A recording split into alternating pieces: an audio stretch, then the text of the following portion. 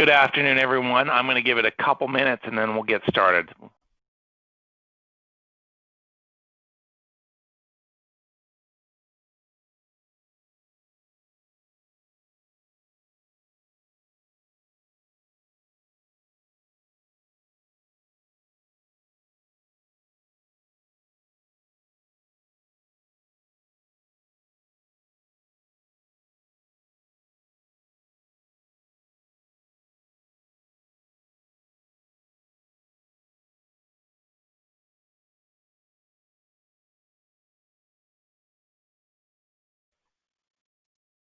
All right, good afternoon, everyone. I've got a couple minutes after the hour, so let's go ahead and get started for those of you that are on time today. So today's topic is how to process AR receipts in Sage 300, again, an extension of our how-to series with Net at Work.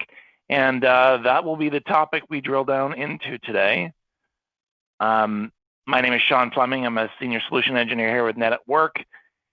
And I'll be doing the presentation that will last approximately about 30 minutes today, give or take questions and how far we get into some things. The phone lines are muted, so please feel free to chat or use the question box to interact and let me know if you've got any questions. If I even don't answer those questions during the call, I always make sure that I'll follow it up, make sure that you get the questions or the answers that you need to the questions that you ask. So feel free to interact in that way. As always, we are here to unleash the potential of your business through the transformative power of technology, and we do that in a number of ways. So today we're going to hover on the sales side and really the back end and collecting the money that your sales team has worked so hard to earn. So we're going to look at the AR receipt side within Sage 300, but that could have originated from various places. It could have originated from your website. It could have originated from a blockbox. It could have came from a number of places. So we need to look at different scenarios and how do you deal with that within Sage 300. So with that, let's go ahead and jump right into it. I always start with a poll. So today's poll is pretty simple. I'll go ahead and do this. Let's talk to those that are processing credit cards today. So are you manually applying credit card payments to your customer invoices?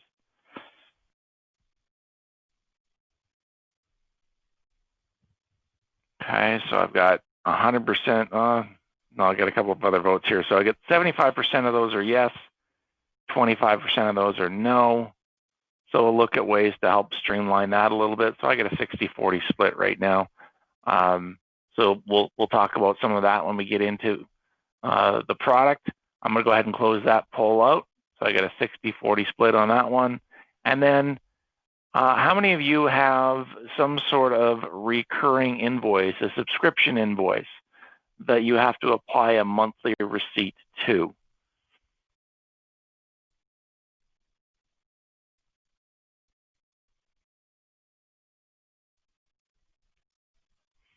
I'll let you look at that. So I've got at least 33% of you that have that scenario and 67% that don't. So we'll talk a little bit about that. I won't spend a ton of time on that one, but we'll talk about that and how we can streamline that process as well.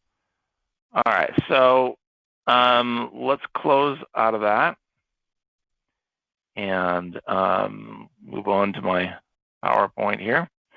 So the agenda today, we're going to look at dealing with the various AR receipt types. We'll look at the typical receipt entry within AR, the quick receipt entry, what its use case might be. Where does OE and AR prepayments, how do they work, and where do they show up as receipts within accounts receivable? What about credit card receipts? We just talked about that. And then reoccurring receipts using EFT or ACH receipts. We'll talk a little bit about those as well. And then just some overall process improvements that are around the AR collections and AR receipts, I guess, areas of focus. So if AR collections is an issue for you, I want to quickly look at some options there. And then look at auto-applying documents as well as some subscription and reoccurring billing functions that you could benefit from. So let's hop right into it. And again, if you've got any questions, feel free to use the question box. So I'm going to go ahead and go to my live server. I'm going to start with a simple receipt. So you can do the receipts in your traditional desktop. You can also do your receipts in the web screen. It doesn't matter that it's both the same data. And so I'm going to spend a little bit more time on the desktop today, but the web screens are available. You can do receipts, you can do quick receipts, every kind of receipt type you can do. For the most part, you can do them in the web screens. Okay, so in this example, what I want to start with is quickly looking at the receipt batch, and then it gets me into my receipt entry. So your receipt batch is your list of batches that are open. You can see that receipt batches can be generated through OE, usually either through a credit card payment or a prepayment. You can also see they can be generated automatically through AR, through a prepayment as well. Or you can just manually create a new one. So for today's purpose, let's go ahead and create a brand new receipt batch, and I'm just going to call this, let's call this demo batch. Be really creative today. It puts in the date, and again, with all the screens that are there, the Alt and down arrow key will give a pop-up to the calendar. So if that's the receipt day, you can do that. Just some tricks to doing it without having to touch the mouse. And again, if you want to change the bank, hitting the F5, looking and just using arrow keys will allow you to change the bank. Okay, so on the deposit number, I'm just going to let the system find that, and then it goes into your entry numbers. So you've got different transaction types. Your typical transaction type is going to be your receipt. You've also got something called a prepayment, which is like a deposit, if you will. It's a liability for you for whatever it is that whatever service you're providing or goods you're providing, but it's a prepayment on that. And then what you want to do is once you have got an invoice to associate it with it, you can use the apply document function, which is down further, to apply it to a prepayment. You've also got an unapplied cash, so you got a deposit, you don't know what to do with it. You still want to record the deposit, you can go and do unapplied the cash and then apply the document later once you've got an invoice. And then you've got just a miscellaneous receipt. Maybe you get a rebate from your insurance company. You're never going to create an invoice for it. It is money that's coming in the door, and you can do a receipt for it using a miscellaneous receipt. So those are really the 5 different buckets that you're going to look at when you're doing receipts. The majority of them are going to be a typical receipt. So when you're in here, you're going to enter the receipt type. You're going to put in the customer number. So if you know the customer number, you can plug it in here. If you don't know the customer number, you can use the Finder button. I will show you another option when we get into some of the other tools that are out there that you can do smart searches on it. So I know the customer number in this case. We're going to use Ronald Black. He's 1200. And then I can give it a reference if we wanted to. So if it was, I don't know, a May receipt or May check, whatever you want to call it, you can put a reference in there if you want to. You don't need to. And then whatever his payment code is. So you can see that the payment code is coming up by default. Now, in this case, I use Ronald Black a lot of times, specifically with my credit card example. So he's by default set up as Visa, but I can get a check from him. I can override this, and I can define these payment codes. So one of the payment codes I actually haven't defined in here, and probably should, is ACH. So I may want to define an ACH payment type as well, because I could record that. But let's just say, for simplicity, for our first example, we use a check, and we put in a check number, whatever that check number was. You're going to pull that off the check, and then whatever the receipt amount is. So I'm just going to keep it nice and simple and give it $100. So now notice I've got a receipt unapplied of $100 that we're going to assign it or associate it to an invoice. Now I can use auto apply if I want to. Now, one of the things that people get confused about here is why isn't anything listed here? You have to hit the go button with the mouse. Now, one of the shortcuts that I can give you is hitting F7. I'll move the mouse away so you can see I'm not hitting the mouse. If you hit F7, it'll load everything that is outstanding in the system. Now, I've got a number of invoices that are pending. What does pending mean here? Pending means I've got another batch that's in the middle of processing that has yet to be posted. So in my sample data, apparently I just put in receipts and I never actually post the batch, but it gives you the different statuses that are here. Now, if I wanted to apply this $100 to this particular transaction here, I could just go ahead and double click that, and it'll go ahead and apply. Where'd the $100 go? Actually, that's to a receipt. So all these are to credit notes. So these are all prepayments. So I've got 0 invoices here. So guess what? I'm going to have to go ahead and I'm going to change this to say 1100. And then let's look at another example, because apparently I've got to the end of that list. So in this case, I've got a number of invoices here that haven't been associated with. So I can go ahead and do 100. And at this point, again, I can double click on an invoice and it'll go ahead and apply the $100 on the pending balance of $943 to give me a net balance of $843.94. Okay, I can look at history. I can look at other things, and I can also go ahead and apply credit notes as well if I need to.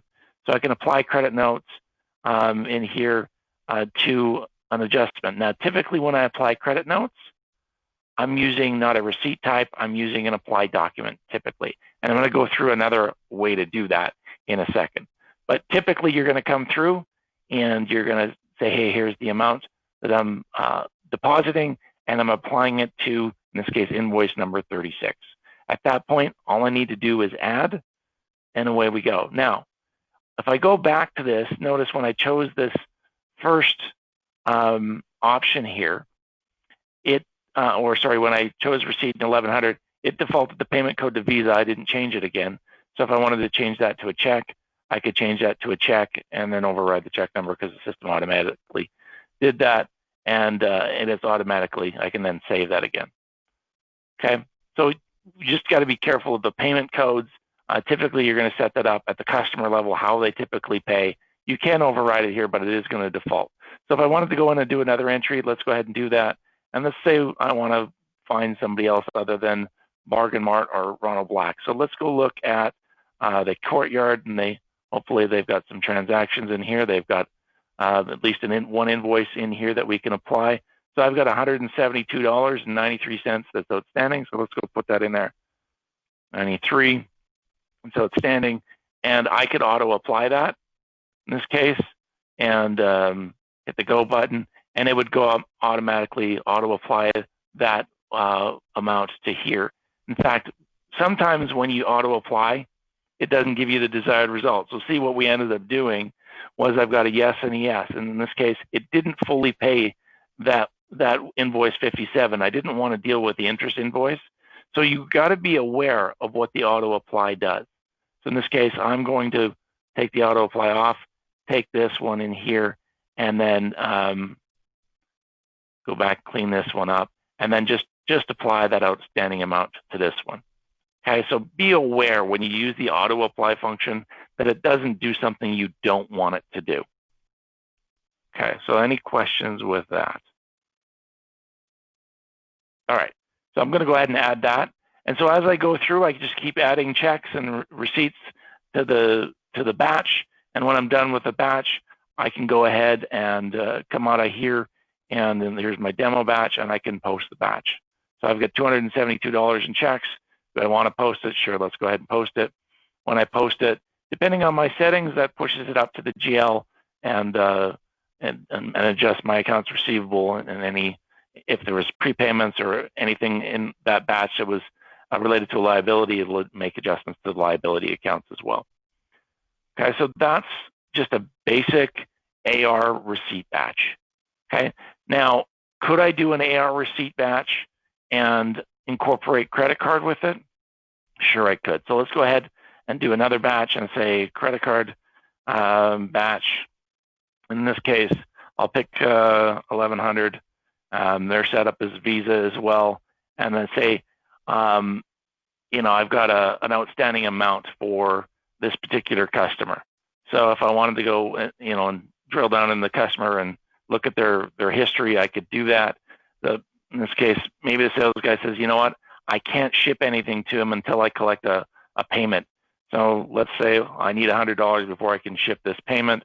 I can go out and then associate, or maybe it's not $100. Maybe I choose 83.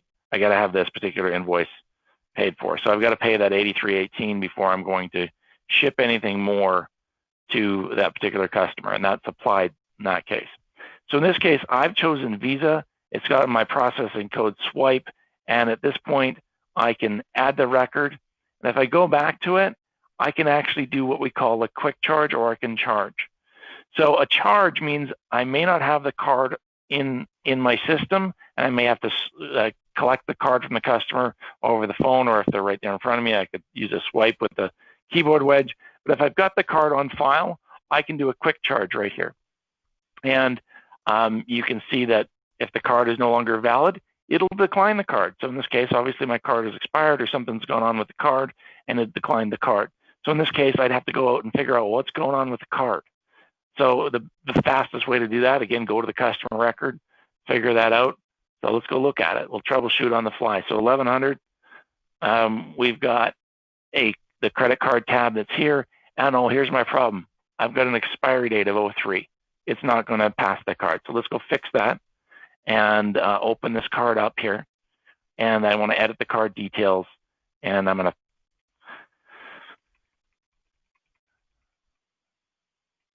and then I'll put a new expiry date. Maybe I'll do it out to the end of the year, so I'll run into that again. I think I'm missing one. There we go.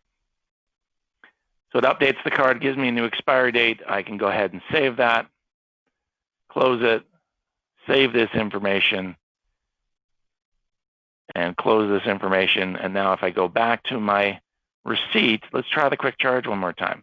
Now let's charge the card. Okay, so you may have some of those scenarios when you're dealing with credit cards. It's for the protection of yourself, to make sure that you don't automatically assume you've got a receipt when it actually didn't charge the card. So there's some things in there that make sure that that card gets charged and you are actually collecting that money. So at that point, you've captured the money through the credit card, and you've captured the receipt entry in AR. Okay, so one-stop shopping there.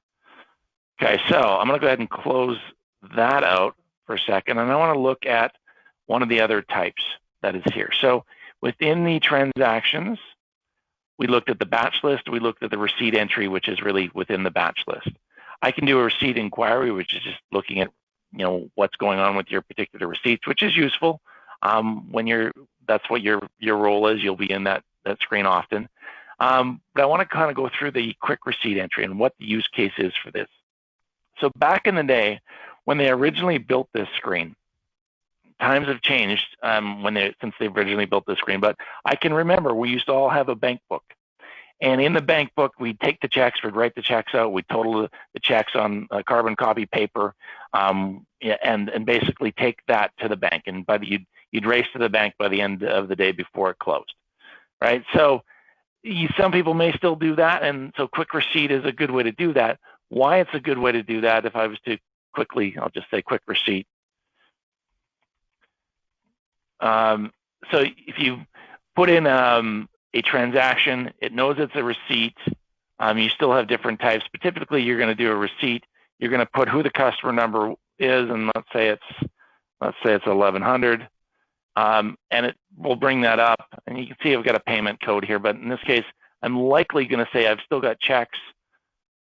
Okay, and then I've put in a check number, whatever it might be, and whatnot. So why would this be useful now? So what people have switched to is lockboxes.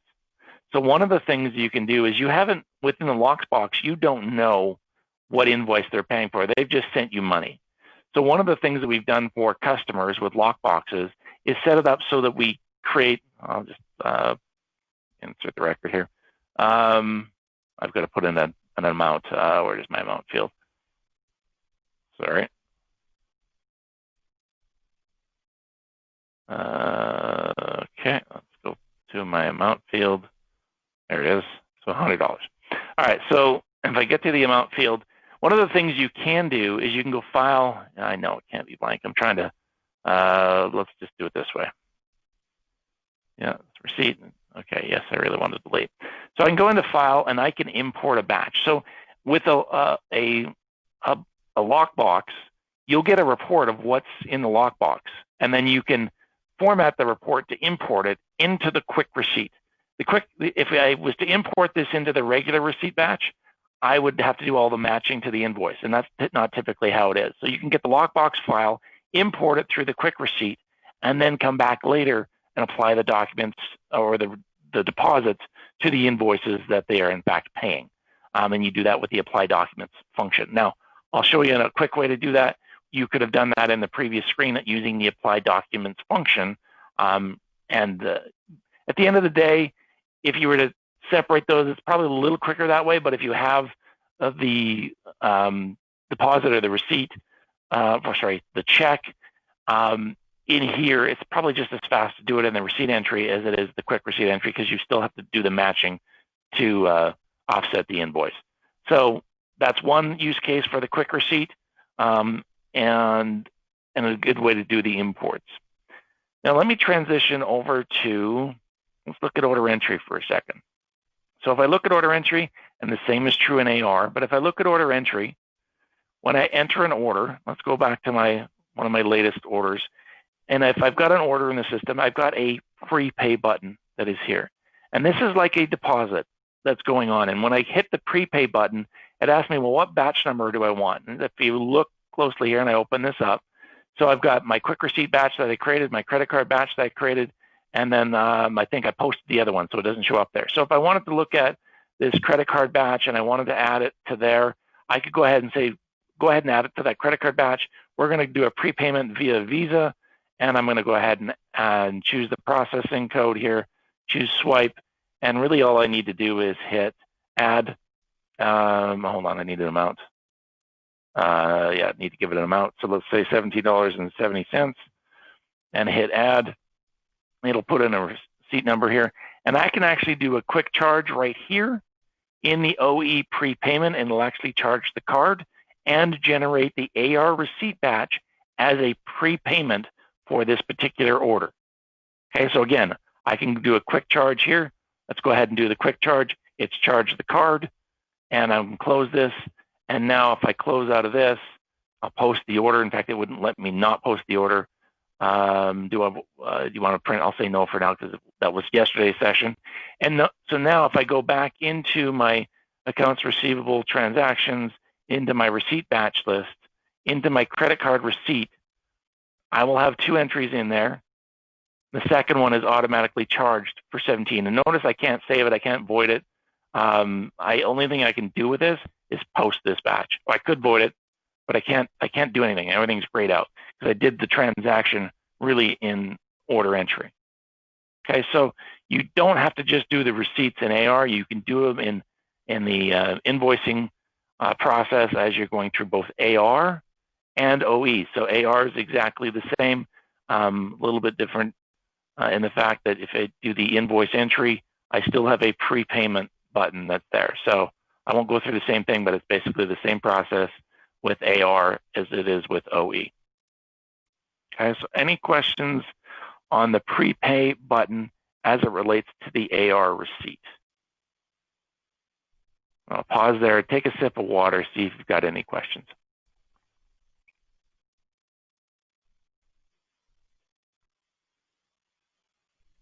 Okay, I will march forward then. All right, so what I want to talk about now is for those of you that are manually matching your credit card processes, there is a better way. So one of the things that Sage did in version, I think it was 2017, they put a lot of work into the credit card functionality. And so if you are signed up with Paya, which our sister company Swipe is an agent of Paya, you have access to sign up for that service, and the integration within Sage 300 is actually fantastic. One of the things that it does really, really well is, let's go back to the customer record first. This will take a little bit of explaining because otherwise it won't make sense to you. So if I look at the customer record, I now have a credit card tab. If I've got the payment processing functionality activated, which shows up in common services, payment processing is here. This is a free module. All you need to do is sign up for the Pay a subscription service, which you can do through our sister company Swipe. Once you've got that activated, credit card shows up. And this is where we went and we updated the expiry date just a second ago.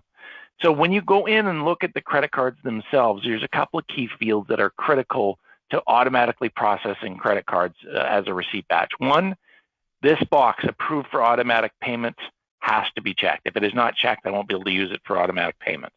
Okay, so that's the biggest thing. And then choosing one as your default card, because you could have multiple cards on account. Make sure one of them is chosen as default, and you can only choose one as a default. It won't let you choose two. As long as those two check boxes are turned on and you've got card details in there, then we can do some really cool things with automatic receipt processing. So let's go ahead and look at AR transactions. So one of the things that they've added, once payment processing is turned on, you get a new icon called Process Credit Card Payments. That does not exist until you activate the payment processing function within there.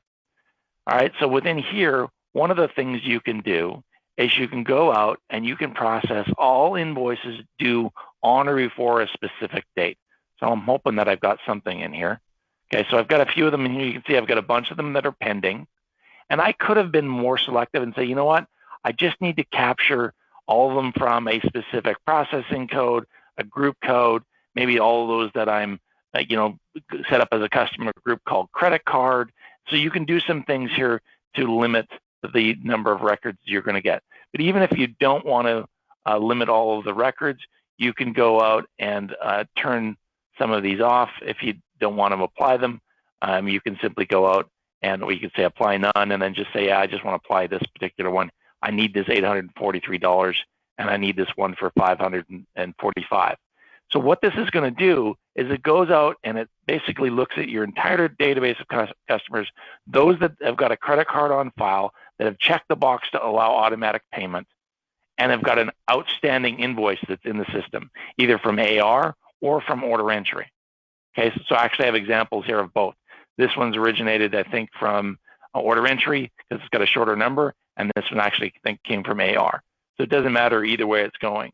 Now, I can print the receipts after the payment processing if I wanted to, and all I could need to do is hit process payments. So what is this going to do? If I hit process payments, it's going to go out and create two receipts in batch 74. So let's go back and look at our receipt batch. I could go ahead and print this if I wanted to. I'm going to close it down just for sake of time, but I could print the receipt batch. And let's go look at the receipt batch. And now it's created an AR-generated batch, credit cards from that bank in US dollars. So if I go look at that, it's automatically created and assigned the invoice that it's paying and the amount that it's paid. It's captured the money, and it's done all those steps in one step. So if you're doing it manually, creating the invoice, and then you're doing the receipt, and then you're capturing the card, you're basically doing 3 steps. You can do this all in one fell swoop here. So if that is occupying hours upon end of your time, there is a better way, and this is a much better way to process credit cards. I will say that one of the things that people are reluctant is they don't want to change their credit card processors. That is a requirement in order to use this functionality. I will say that 99 times out of 100, we actually save you money and get you a lower rate and reduce the amount of time that you spend to process your credit card payments. So reach out to us, talk to us about that, and that streamlines your whole AR receipt process when it comes to credit cards. So I can go ahead and post this, and sure, let's go ahead and post that, and it's sent up to the GL. It's done. We're done with it. Okay, so that's all that's involved with that, and that is also true from a receipt standpoint on the order entry side as well. So one of the things they've added in order entry, much like AR, I've got to capture payments with invoices. And so if I do this here, let's see if I've got anything. Of course, I haven't got anything here. So let's go through that and look at the scenario. So I'm going to go ahead and just put in a quick order into the system. So 1200, let's go ahead and give him an A11030 is the desk lamp. They love the desk lamps. I'm just going to go ahead and order 2 of those, and I'm not going to ship any, and I'm going to post that, and I'm not going to print it. I'm going to say, okay, I'm going to close that, and then I'm going to go to my shipment entry. I'm going to pull that order up. So let's go ahead and pull of course, the last order up for Ronald Black, order number 153. Okay, for that fluorescent desk lamp, I'm going to ship them. Okay, and I'm going to post the order. Okay, I'm going to say no, and I'm going to stay here. I'm actually going to do, oh, I should have done one other thing. Went too fast. So let me go back. I got to do this one more time. Apologize for that. I didn't pre-authorize the card. I was going so fast. I'll do it all in the order entry step here. So I'm going to do it one more time. Bear with me. Okay, so quick order in the system and put in a line item A11030, put in 2, and I'm going to ship 2 at this point in time as well, and then just make sure that my invoice isn't there. So I'm going to go ahead and do a quick pre-authorization on it. So I've pre-authorized the card, and I'm going to post the order and the shipment. Okay, no, I won't print it. So what that's done is it says I've pre-authorized the card, I've got an order and a shipment that's went out the door, but we have an invoice for it, and nor have I collected the funds for it. Okay, so in that scenario, I can go into capture payments with invoices, and notice though this shipment shows up. So all I need to do is notice I've got to print receipts after capture, so I can capture and invoice it. So I'll go ahead and capture and invoice this. And it goes out and tells me all the things that it's done. It's invoiced it, and it's also created a receipt batch number 75. So I'm going to say, no, I don't want to print that. And I could print the receipt batch if I wanted to as well. So in this case, it's going to go out and preview it. And it basically goes out and shows me the $129.88 amount received. Okay, so that's, and if I went and looked at AR into the receipt batch, there's number 75 OE generated receipt batch automatically there. Okay, and that tells me I can't edit it, can't do anything with it. I can look at it because it's already been captured and processed. So again, if you are processing things in a number of steps, that's a much faster way to deal with a receipt batch as you're processing credit cards. Okay, so with that being said, I'm about 10 minutes longer than I wanted to be, but let's go back and look at a couple of other options. So I'm going to switch companies here, and I've switched over to Sample Company Limited. And the reason I've done that is there's a couple of other tools that are very useful as options that you can add to your stack of software.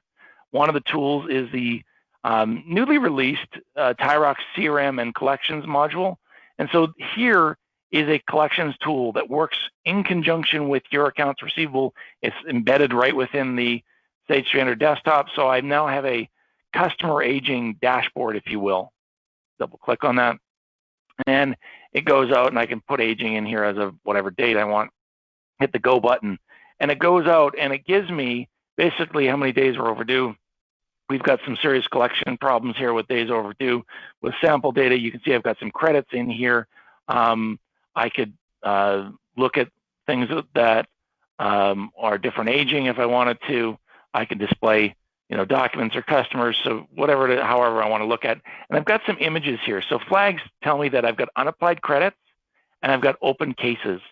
So I can create different cases, with people that may have disputes with you regarding any of the outstanding invoices. You can capture that, escalate it, and create rules around, communications that want to go out to these folks. So if you've got challenges around collections, this is a great tool that's very inexpensive, and it does help automate your collection process, and it plugs right into Sage 300. So it does, gives you the ability to import and export some stuff, gives you the ability to send AR invoices again and OE invoices again, because that's the question you're going to get asked often is, can you resend me the invoice? Okay, well, it's available at their fingertips for them to do that within the collections module as well. So that's of interest to you. Come reach out to your account manager, reach out to me, and we can do a deeper dive on the collections piece. The other thing I wanted to kind of look at was the Tyrox productivity tools. So for those of you that have the Tyrox productivity tools, and many of our clients do, because it's just a great set of tools that extends the functionality of Sage 300. There's a couple of functions in here that really help with collections. One of which is the extended AR receipt. This isn't a massive improvement, but it actually looks at what you've got in here. Well, the thing that I like about it is this customer number. I've got a finder, so I can find things. Maybe I don't know what the customer number is, I'm applying it, but maybe I have an address. Maybe I know he's in California. Those are all the people from California. Maybe they're on, I don't know, I'm going to cheat here and go Tanner, and that's the one that's on Tanner Road. So it is a Google type search, and it makes it easier to associate the deposit to the right account. Sometimes those mistakes get made because you don't know what the numbers are, you don't know who to assign it to. And so that's a nice function that they've added within that extended AR receipt. The other thing that they've done is they've got a function here called apply documents. This is fun in the fact that I can go ahead and if I maximize this out, it shows basically I've got a couple of documents that are not applied. In this case, there's a couple of credits. I may have some prepayments. I may have other things that I need to apply. And so what I can do is I can go ahead and say apply it, and it would go do it, or I can use the auto apply. So notice right now I've got nothing applied in my total applied. If I auto apply it, it'll take the 7860 and 9258, and it'll add it together, apply it for $171.16, and apply it to this particular invoice. Now I could manipulate it and apply it to whatever I wanted it to, but it allows me to get in one screen visually where my mismatches are, and it allows me to apply documents a little bit faster than I otherwise could in the traditional screen. And then all I have to do is hit process or process and push it forward. Okay, so I'll close that. And then for those of you that do subscription billing, so that was about 33% of you that answered it, there is a function in here outside of the normal reoccurring billing within AR that you may find interesting. So you can go in, you can set customers by account type. You can do a number of things, payment codes. So what we would typically do is we'd set up a payment code. We'd probably call it ACH. So typically where I would see us use this is set up an ACH payment code, and away we go with billing all those that have an ACH payment code. And I don't know that I've got it here, but let's see what I got for here. So let's say all those have got a Visa. Let's see what we got here, and I'll say Visa. Let's see if I get any records here. So I've got at least a couple of customers here that I've got a record here with Visa. And so in this case, what I can do is I can automatically generate the AR, what's being charged. I can load it in here. I can update this amount manually if I wanted to, and I can hit process. And it's going to go out and create a bill for under all of the customers that met the criteria that I defined up here. So it's another way of doing reoccurring charges. And then what you can end up doing after you do the reoccurring charges, I'm going to flip back to the other company because this is where I've got it set up. You can use the EFT processing, which is the Orchid EFT processing. And under the EFT transactions, you can create receipt.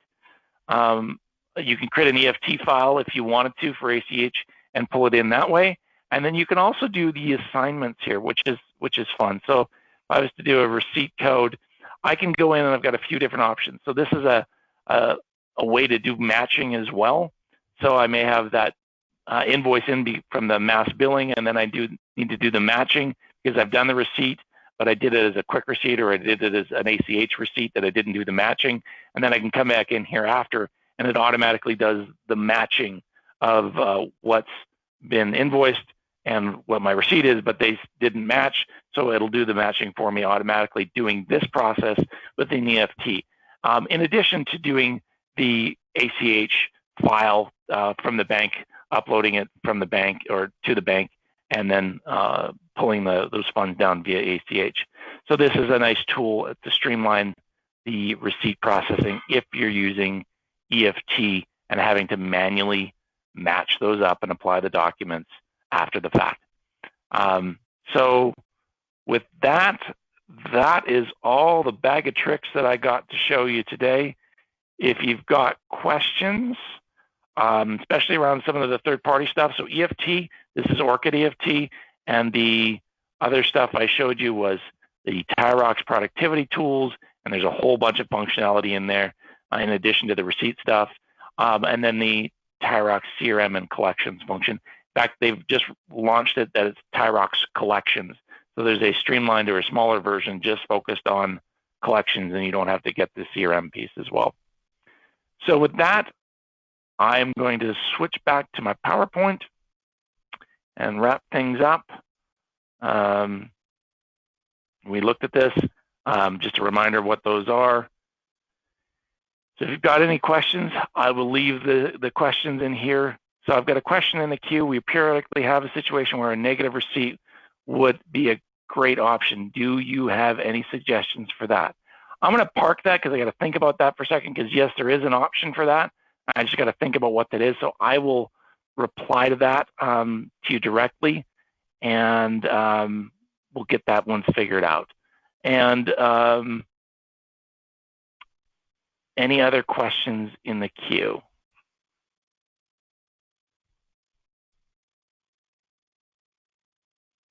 All right. If you got any questions after the fact, here's my contact information. Reach out to your account manager. Connect with us on any of the social media areas. We will happily help you solve the challenge of getting receipts into your system, slowing down your any of your collections challenges that you may have by putting in the right tools to help you with those as well. So with that, I will sign off. I will leave it up for a few minutes if you've got more questions, but I will end the audio portion now, and hopefully we'll see you on the next webinar, which we've got one, I believe it's next Tuesday or Wednesday. So we'll see you on the next one. Thanks, everyone.